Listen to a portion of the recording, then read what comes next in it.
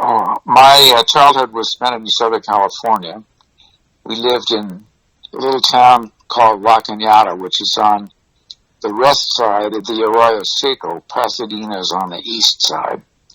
And during the Depression, my folks were always looking for the least expensive entertainment they could find, and they used to take us out to Kellogg's in Pomona, because Kellogg's had picnic benches set up on their property under the oak trees, and then they would offer a Sunday horse show. It has bleachers set up in a show ring where they gave us horse show, and so that was my introduction to Arabian horses, and I was fascinated right from the get-go. The next thing that happened was that my mother found at the Pasadena Public Library a copy of Roswan's book, Black Tents of Arabia, and brought that home to me. So that turned me on to Roswan. Anyway, my dad would take me, after the war, would take me to horse shows. And Southern California had a fairly active group of Arabian breeders who put on some of the first all-Arabian shows. And so we would go to them. And we would often also visit at the barns. And some of those wonderful people were just great to a kid. They were very encouraging and friendly to a kid. One of them was Alice Payne. Donna Jones was another. I'm blocking on some of the other names. Harvey Ellis.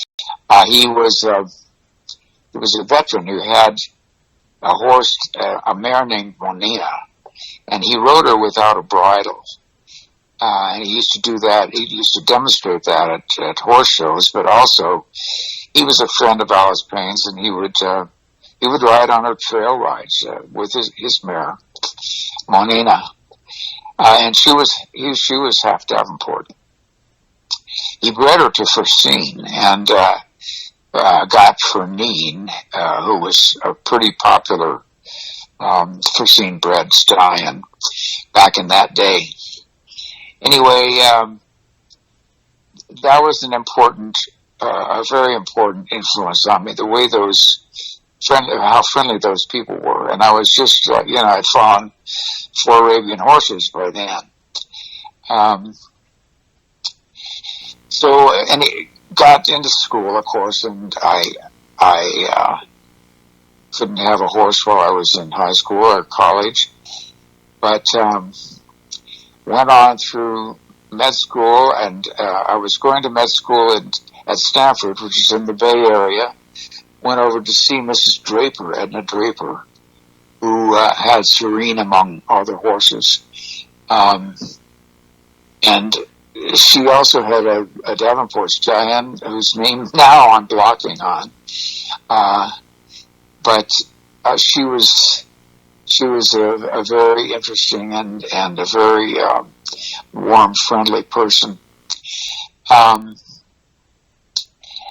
After I finished medical school and married and finished my psychiatric residency, when we had our first child, we were visiting, this was in Denver. By then I had moved to Denver. I moved here for my psychiatric education. This is where I met my wife, and we put down our roots here. But anyway, we were visiting Southern California, visiting my parents, when our first little boy was about a year old. And my dad and I went out to visit Alice Payne. And by then she was really concentrating on the Raffles line and on Raffles. She had at one time or another every bloodline. But she fell in love with Raffles, really, and was inbreeding heavily to him. And she had an amazing herd of horses. They looked so uniform to me.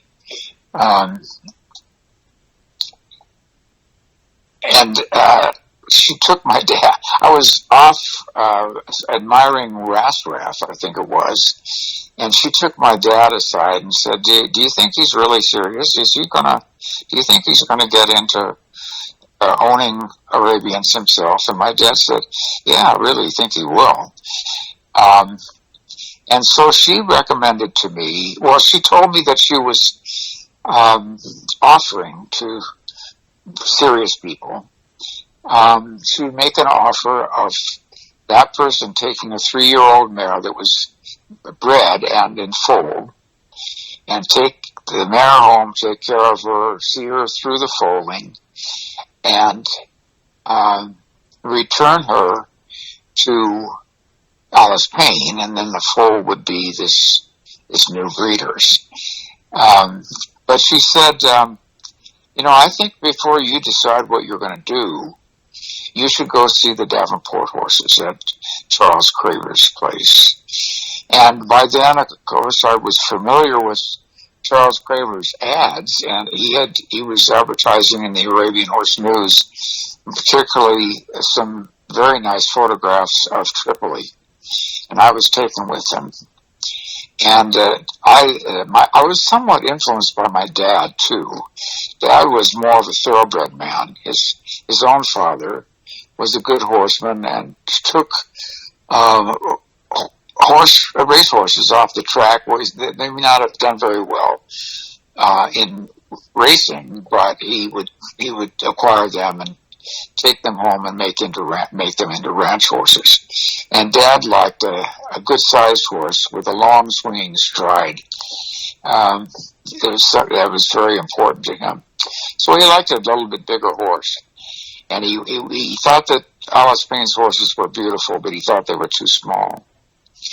Anyway, the next year, my wife and our children were visiting. By then we had 2. Were visiting her parents on the East Coast for Christmas. And on the way home, we stopped off to see Charles Craver. And it was a snowy, blustery, kind of a miserable day, actually. But he brought out his stallions and showed us everyone. And he brought out as many horses as he could show us. And I did like them. I liked them very much. And there was one mare that caught my eye, and that was Antan. Thought that she had a prettier head than the others, although there were many attractive heads there. But I was quite taken with Antan. And Charles' remark to me was, if you want a head like that, you need to go to the Gamil line. Gamil was Antan's dam. So I went back to the stud books and looked at that and found the name Mayday and Ibn Hanad. And I need to back up here. But when I visited Alice Payne, we discussed breeding stallions. What she considered to be a breeding stallion was a stallion who could produce as good as himself or better. And she gave me a list of 6 stallions. None of them she didn't include any of her own horses on that list. Well, one was Ibn Hanad, another was Tripoli, one was Serene, and one was a horse named Seneyn, Seneyn.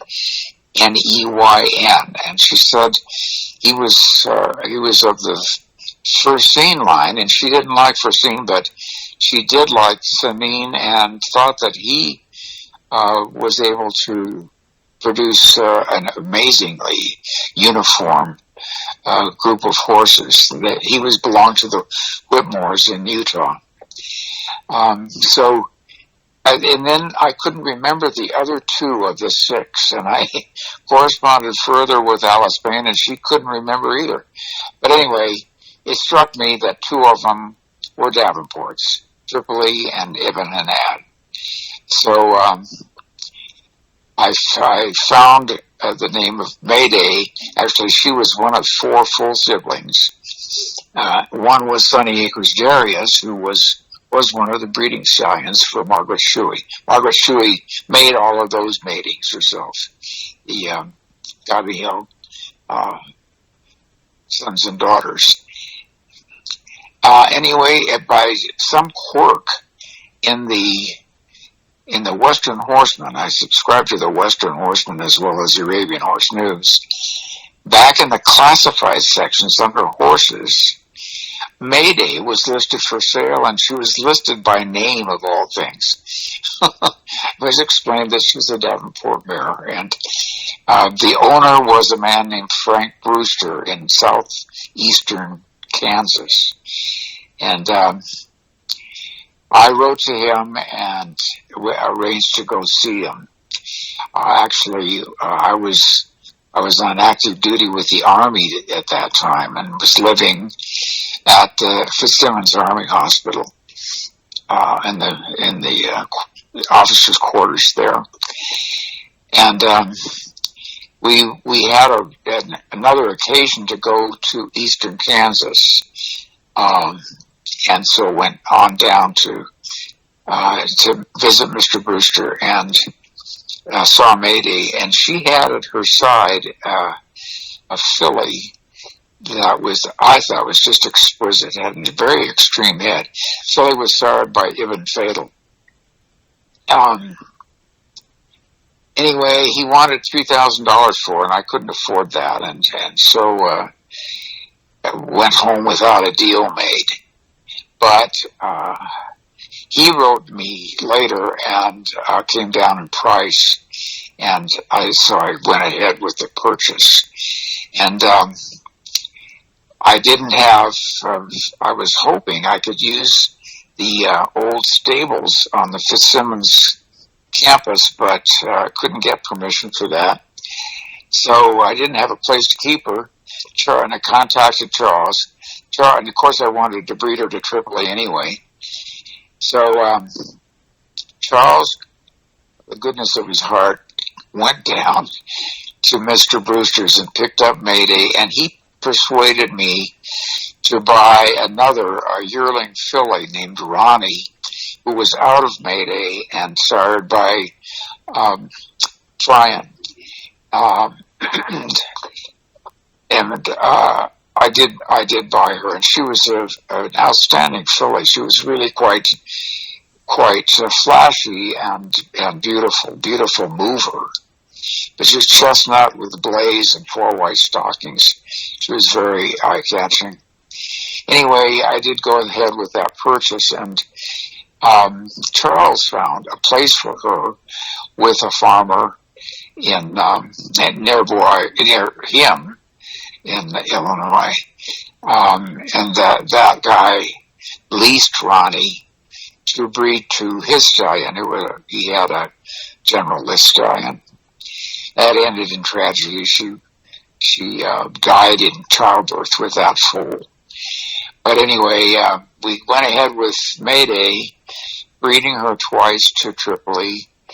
Got Mayfa. First one was a filly, Mayfa for me. The next one was Moth for Charles. And then he offered me whatever horse. He suggested that I not breed her again to Tripoli, since we already had a great success in having 2 Tripoli daughters from her. And he suggested that I breed her to El Alamein, whom he had recently acquired from Canada. A beautiful horse. And the Otts, Jane and Kathleen Ott, contacted me and kind of pushed me to breed to El Alamein. And I don't know what got my back up, but I sort of felt like they were interfering. And I wasn't sure that I wanted to do that. And my wife was quite taken with Sir, remarkable and a pretty well-known stallion for Charles and for Alice Martin. Anyway, we ended up deciding on Sir rather than El Alamein. I really although we got a nice colt, and Charles acquired him at one point and used him well on excellent mares, and he was a good producer and made a good contribution to the breed. But if we had bred to El Alamein, we could have produced, if we were successful anyway, we could have produced another non-Tripoli line. And that was why Charles wanted me to do it. I thought I was going to do that with Camille Ibn Salon, who I had acquired by then, that we would be producing a non-Tripoli line with them. But it would have been good to do both, and I feel like that's one of the mistakes that I made in my program. I wonder whether you knew, I think you probably did know, that the man from whom I got Camille Ibn Salon, his name is Robert Osborne, he used to go to horse shows with Jimmy Wrench, and Jimmy Wrench set up his breeding program. It was basically Wrench mares headed by a Davenport stallion. And the first stallion that Jimmy Wrench selected for them was a horse named Sherad, Sherad, who by blood was a full brother to Tripoli. Okay. But they were never able to get him to breed a mare. And the story was that he had been trailered with a mare that was in heat, and he tried to jump over the partition and turned over the trailer and was traumatized. And the story was that he wasn't afraid of trailers after that, he was afraid of mares. But I told Charles that story. He says, I'm not sure that's the real story. At any rate, Sherad didn't work out, so Jimmy Wrench found Camille Ibn Salon for Mr. Osborne. And he used him, and if you look at Camille Ibn Salon's progeny, the first several were from Wrench mares, but that was at Robert Osborne's place. Let's see, where do we go on from there? Charles and I sent horses, both mares and stallions, back and forth. Our collaboration was really a wonderful broadening of our relationship. Charles was a great teacher and loved what he was doing, and his enthusiasm was very infectious. For instance, he sent us Periana. That was a very interesting choice.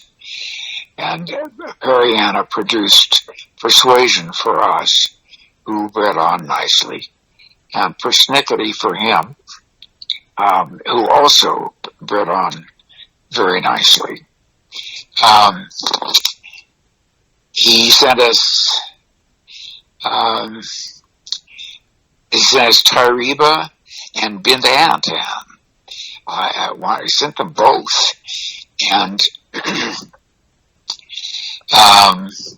both bred and settled.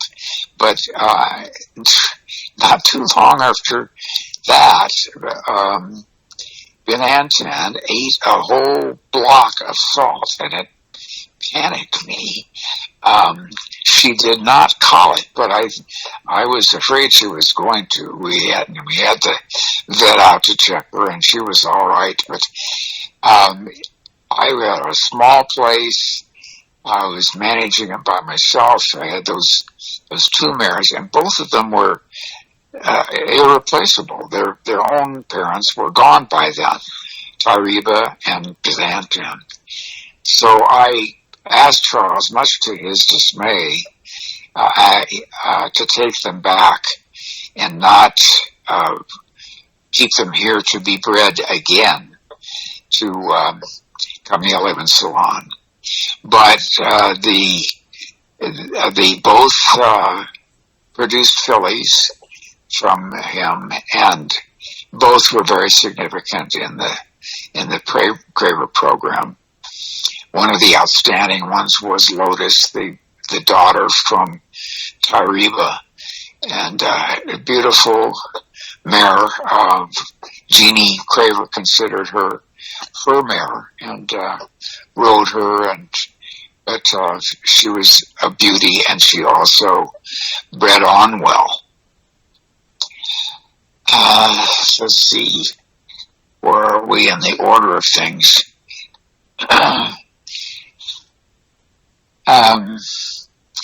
Yes, at one point I was contacted by the owner of Sahanad,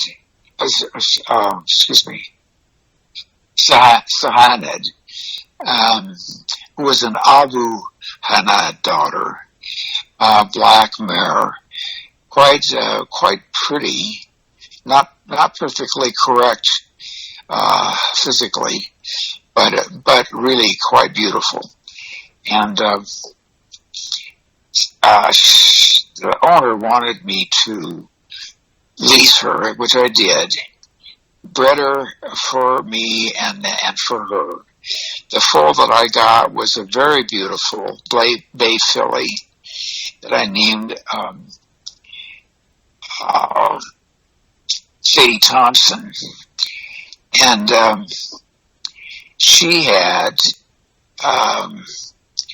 OOAM, which is the malformation in the upper vertebra. She was not terribly disabled from it, but it caused her to hold her head at a funny angle. She was able to nurse as a baby, even though she had this problem. And she lived to be 2 years old, and she was out playing with my other foals, and tried to jump a fence, which she didn't make, fell on her neck and broke it. And so that was a great loss, because she was quite a beauty, and I think it would have been impossible to breed her on.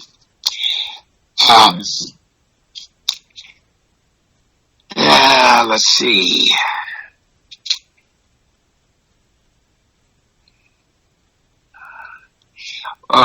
Charles sent us Mimmack, a perfectly beautiful horse, and we were able to get a few foals from him. At that time, Charles was pointing out to us that we were breeding a group of horses which did not include the blood of the import Rishan, the import mare Rishan. And he said he felt like when this was possible to do something like this, it was worthwhile to pursue it, even though he said Rishan added something very desirable to whatever pedigree she was in. But he did feel like when it was possible to do something like that, it was good to do it. And of course, we liked the horses that we were getting that were in that group. So he sent us Mimmack, and we were hoping to go on with him. He sired 2 colts from Kestrel, a mare that we had of our bloodline, but a mare that we had bought from Charles. And she was a queen. She was a beauty. And she carried 1 colt to 8 months, and he aborted.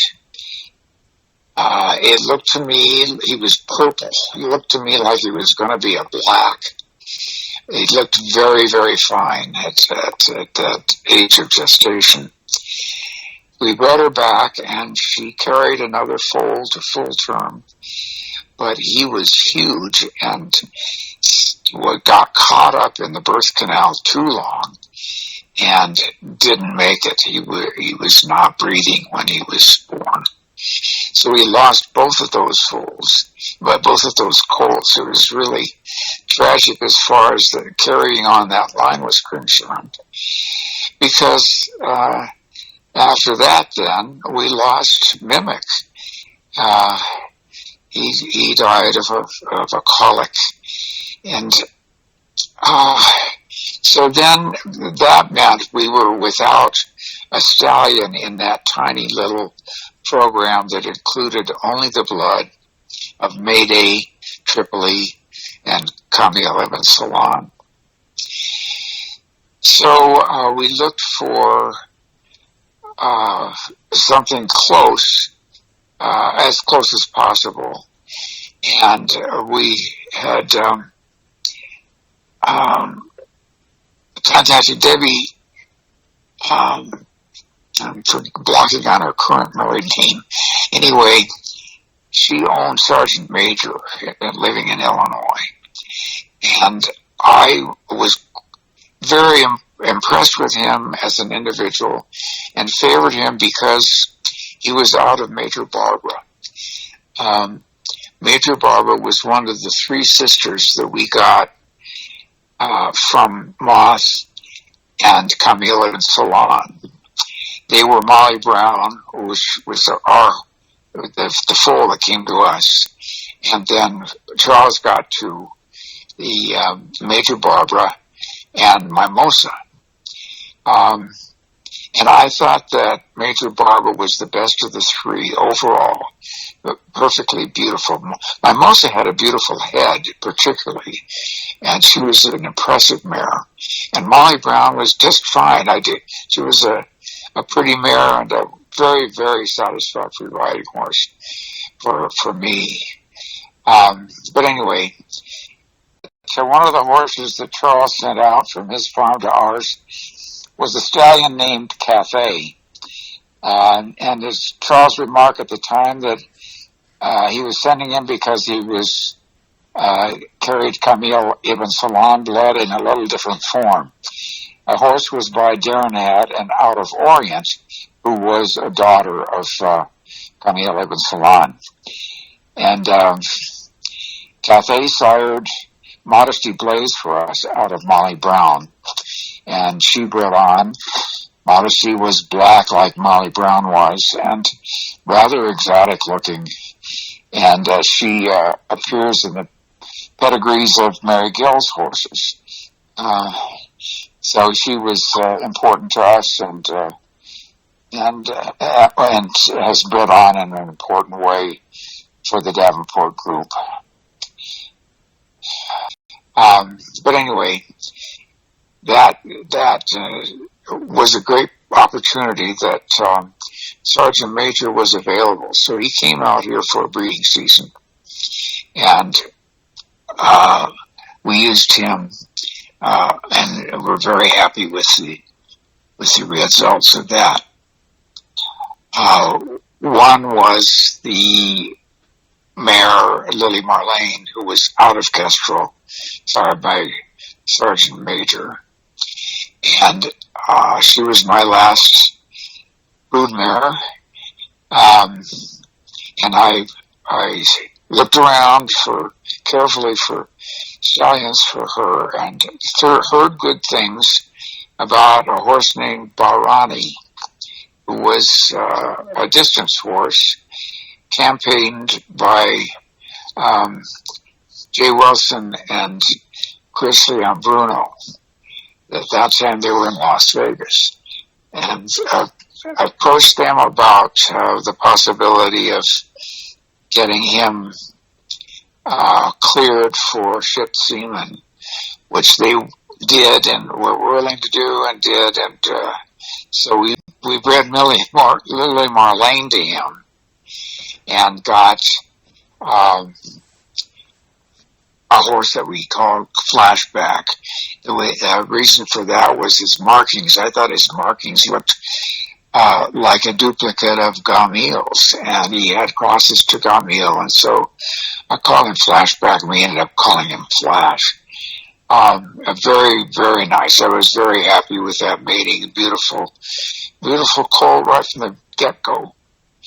But it then came to the time in my life when I needed to look at winding down and ending things. My family was persuading me to do that. And so I needed to look for homes for both Lili and Flash. Flash went to Chris and Jay, who are the owners of Balrani, and they have since bought built really a new place in Cedar City, Utah. So that's where that horse is. Another Davenport breeder here in Colorado is Mary Gills, who has horses that one way or another are related to our horses. And she agreed to take Lili Marlene and give her a retirement home, which she has done. And so she has her up in Steamboat Springs, and friends of hers ride Lili, and she's got a great home there. So that's just about winds up my career. I have not emphasized enough the importance and the really overall joy of the relationship with Charles Craver. He was at one time in my opinion, the best horseman I had ever known.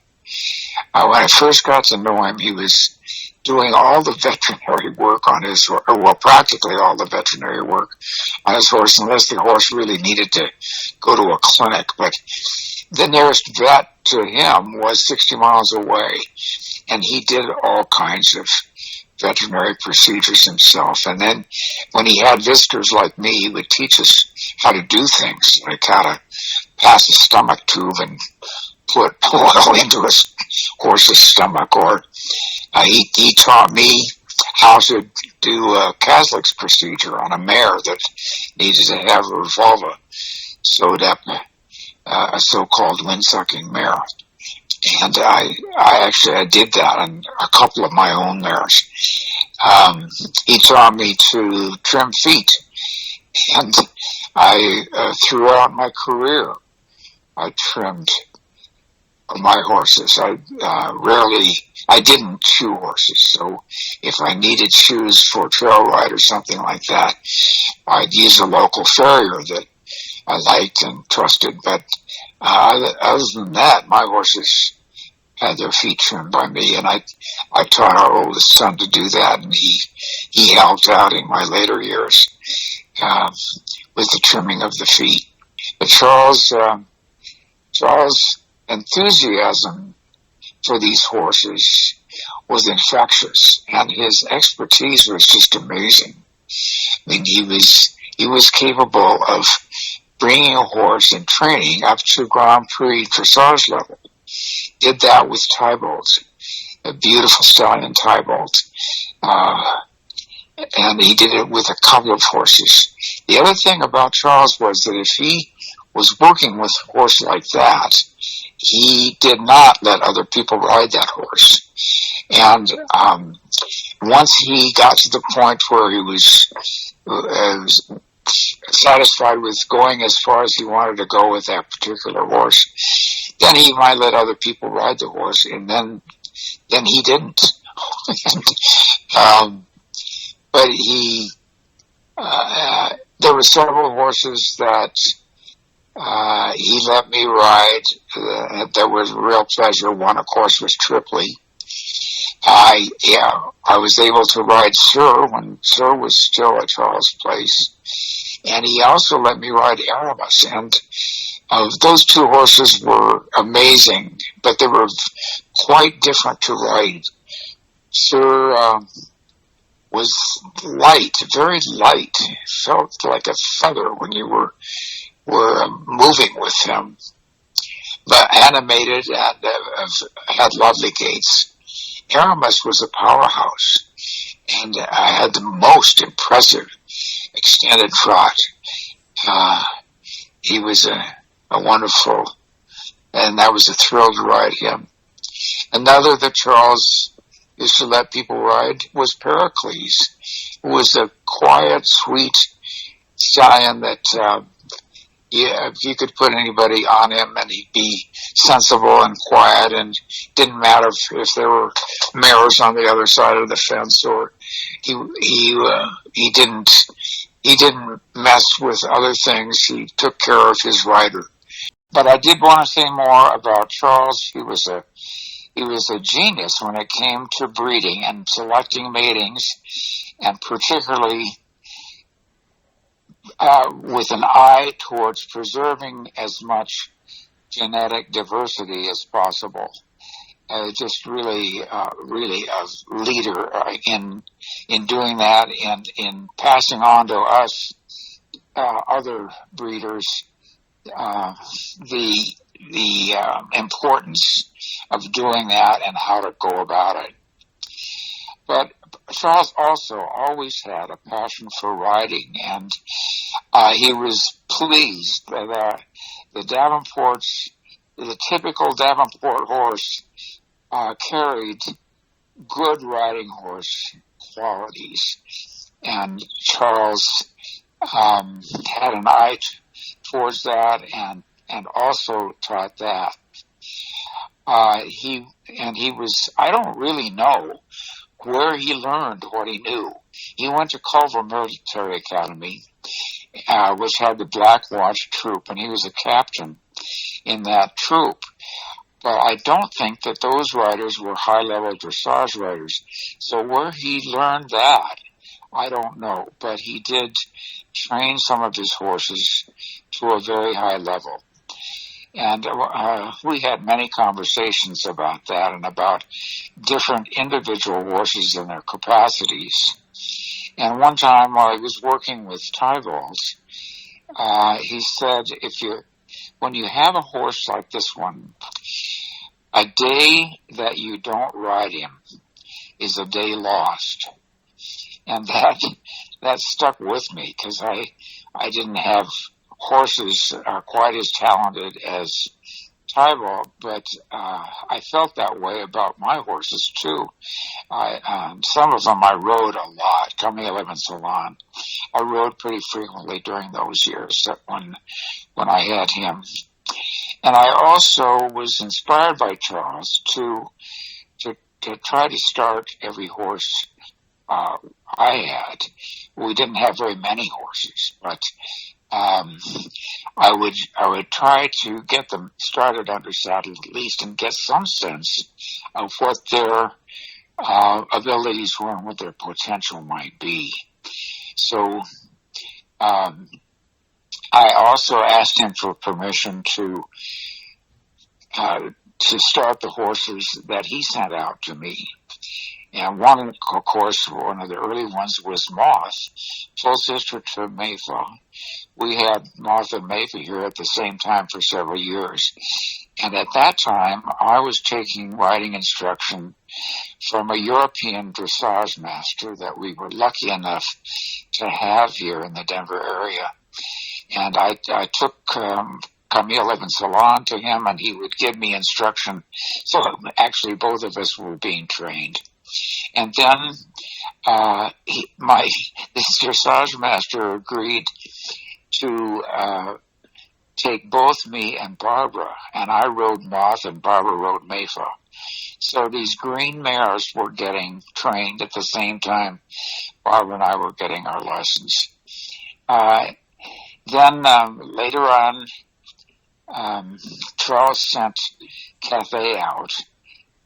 Cathay was hired by Daronat, and out of Orient, who was the Camille Ibn Salon daughter.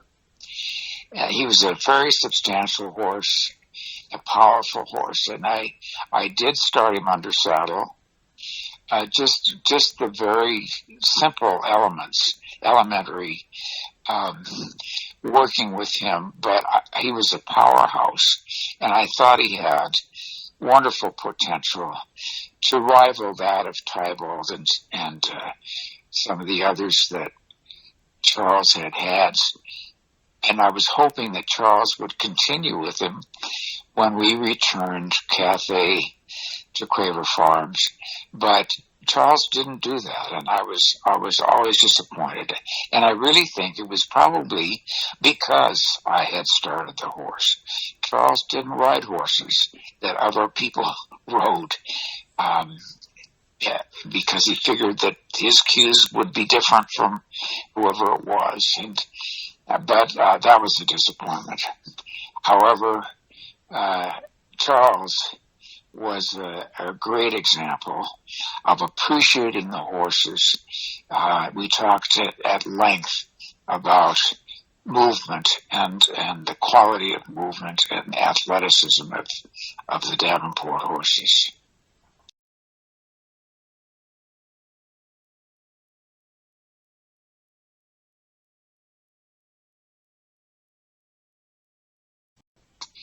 Salutation was the first colt of our own breeding, and in some ways he represented the start of the breeding group that we had in mind, which was to breed Camille Ibn Salon to Tripoli daughters, and then to breed our Camille Ibn Salon daughters back to Tripoli.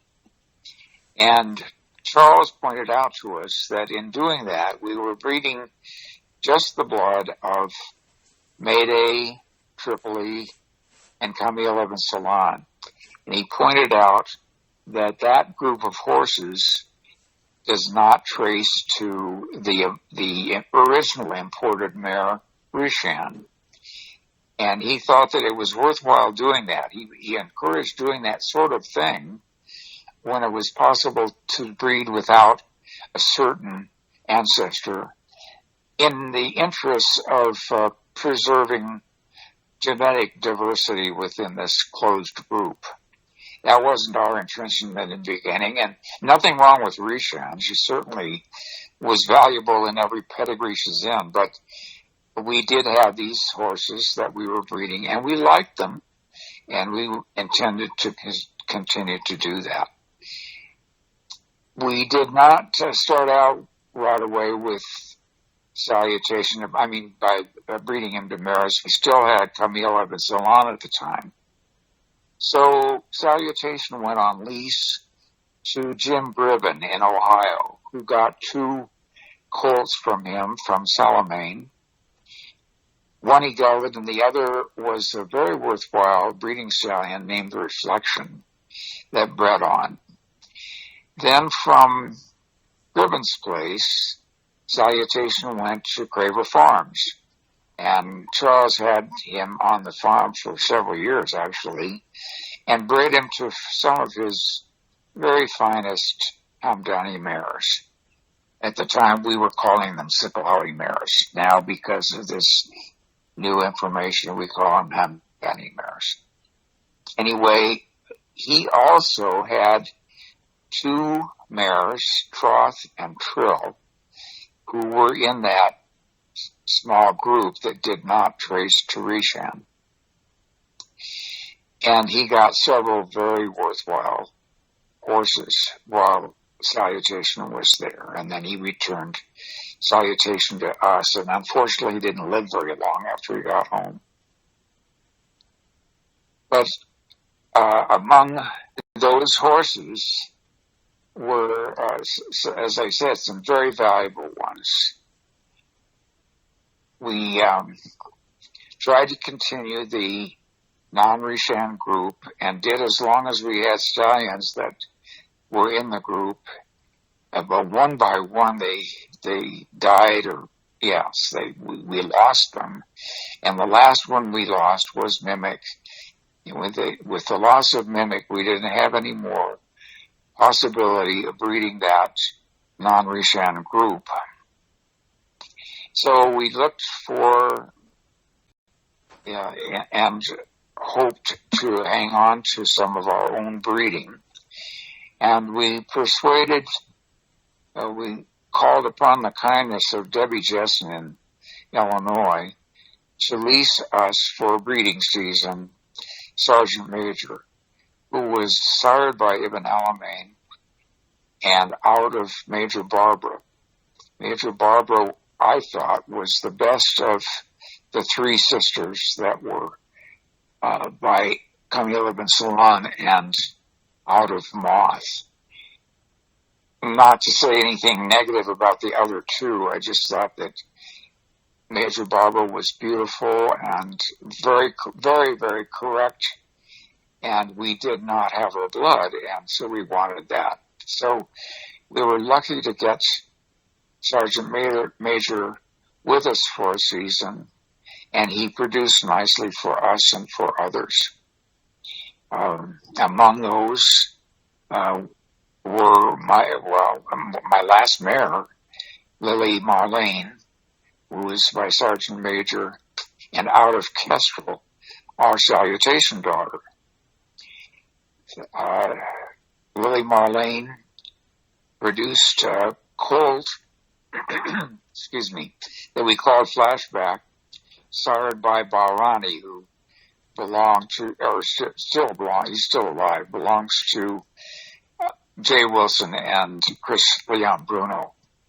At that time, they were in Reno. They're now in Cedar City, Utah. So, I'm getting close to the end of the story. One thing I want to mention about, though, before the end of the story, was that Salutation sired the best riding horse I ever had. He was really of our breeding, but he was out of a Tripoli daughter, Vivacity, that Charles owned, and Charles bred him. He was owned by a woman named Jennifer Flynn in Illinois, and she got to the point where her sons were in high school sports, and she needed to move to town, and she was no longer riding the horse and looking for a home for him. So at age 18, he came to me, and he had been very nicely trained in dressage by one of Alice Martin's students. And he was by far the most supple and the most sensitive horse I ever rode. And that was coupled with a very quiet, wonderful disposition. So a lovely horse, sired by Salutation, out of a Tripoli daughter. Anyway, we came to the point where I was unable to continue with this. My family encouraged me to look for homes for the remaining horses. There were two remaining. One was Lili Marlene, who went to Mary Gill's, a Davenport breeder in Steamboat Springs, Colorado. And Flashback went to Jay and Chris in Utah, Jay Wilson and Chris Leon Bruno, where Barani, his sire, lives. So good homes for both of them. And that kind of winds up the story. It's been a very engaging, intriguing, absorbing, and joyous journey. And that's it.